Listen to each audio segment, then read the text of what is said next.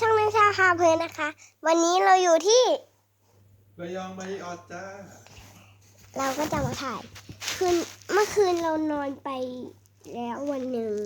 แต่ว่าเราก็อยากจะมาถ่ายกับทุกคนด้วยเพิ่งทาเล็บเสร็จ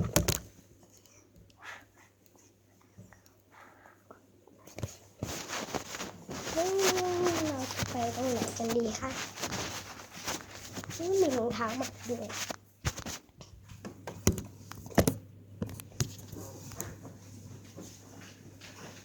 งั้นเดี๋ยวเราลงไปกินข้าวก่อนนะคะ แล้วเราจะมาถ่ายอีก EP 2นะคะ